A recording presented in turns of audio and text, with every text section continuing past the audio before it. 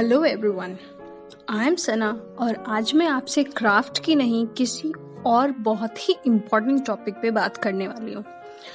जैसे कि आप सब जानते हैं कि इंडिपेंडेंस डे बहुत जल्द ही आने वाला है, जिसमें हम सब अपनी आज़ादी को सेलिब्रेट करते हैं और फ्लैग होस्टिंग भी करते हैं। लेकिन आपको पता है कि हमारे फ्लैग के कुछ रूल्स एंड रेगुलेशंस हैं इंडियन गवर्नमेंट की तरफ से, जिन्हें हम ना मालूम होने की वजह से जाने अनजाने ये रूल्स तोड़ देते हैं। इन रूल्स को तोड़ने से ना सिर्फ हम अपने तिरंगे की इंसल्ट करते हैं, बल्कि हमें 3 साल के लिए जेल भी जाना पड़ सकता है और फाइन भी देना पड़ सकता है। तो चलिए आज मैं आपको वो रूल्स बताती हूँ जो हर इंडियन को जानना और फॉलो करना बहुत ही जरूरी है। रूल नंबर 1, अपने फ्लैग का सबसे पहला रूल है कि सैफरन कलर मीन्स नारंगी हमेशा ऊपर और ग्रीन कलर हमेशा नीचे रहेगा। कलर ऊपर नीचे करना भी फ्लैग रूल्स को तोड़ना है। साथ ही साथ फ्लैग के बीच में जो चक्र की लाइंस होती है वो 24 ही रहेगी। आप उसको 20 या 28 बिल्कुल भी नहीं कर सकते।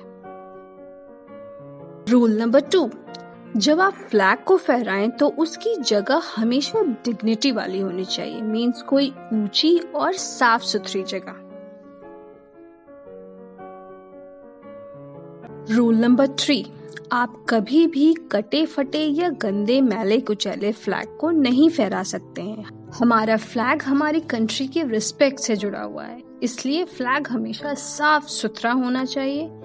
फ्लैग्स अगर खराब हो गए हों तो आप उसको डिस्कार्ड कर सकते हैं। रूल नंबर 4 है, आप फ्लैग को पानी में कभी डिप नहीं कर सकते, ना ही उस पे पानी डाल सकते हैं।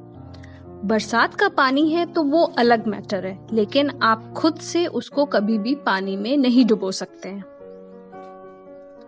रूल नंबर 5 है कि अपना तिरंगा किसी भी कंडीशन में जमीन को टच नहीं करना चाहिए।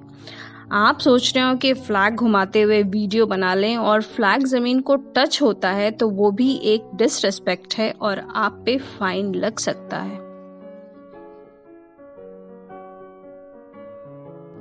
रूल नंबर 6, आप फ्लैग को फाड़ नहीं सकते, आप इसको नुकसान नहीं पहुंचा सकते। अगर फ्लैग किसी रीजन से खराब हो गया है तो आपको इसको डिस्कार्ड करना होगा, और इसका तरीका ये है कि आप प्राइवेट में जहां सबकी नजर ना पड़ती हो वहां पे इसको रिस्पेक्ट के साथ जला के खत्म कर सकते हैं। रूल नंबर 7, बहुत सारे लोगों को पेन पेंसिल से कुछ ना कुछ ड्रॉ करते रहने का शौक होता है, जैसे मुझे भी है। पर इस शौक को आप भूल के भी तिरंगे पे पूरा नहीं कर सकते, मतलब आप झंडे पे कुछ भी नहीं लिख सकते।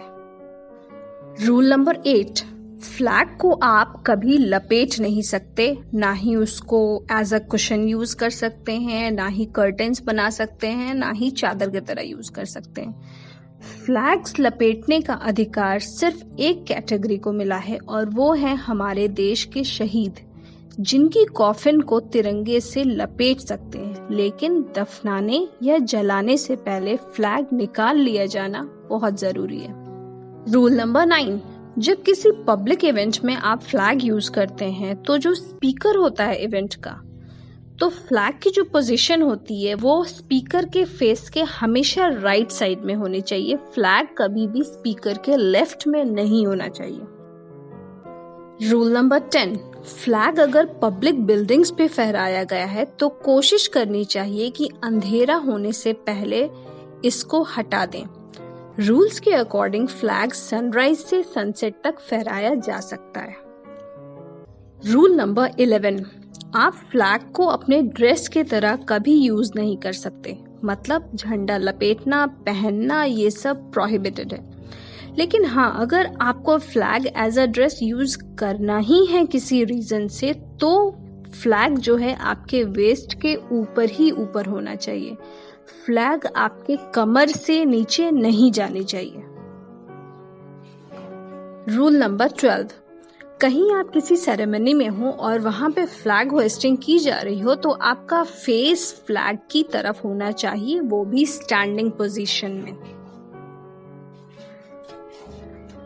रूल नंबर 13, पहले तो आपको अपने फ्लैग के बराबर या ऊंचा किसी और कंट्री का फ्लैग नहीं लगाना है। किसी रीजन से लगाना हो तो अपना फ्लैग हमेशा राइट साइड में होगा और दूसरी कंट्री का फ्लैग लेफ्ट में। तो ये थे वो इंडियन फ्लैग कोड्स जो हमें जानना बहुत जरूरी है, क्योंकि हमें सिर्फ फ्लैग होइस्टिंग ही नहीं करनी है बल्कि अपने देश के रेस्पेक्ट का भी पूरा ध्यान रखना है।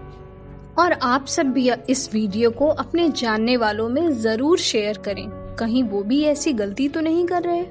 साथ ही साथ लिटिल कन्वर्सेशंस को लाइक, शेयर एंड सब्सक्राइब करना ना भूलें। तब तक के लिए happy independence day in advance.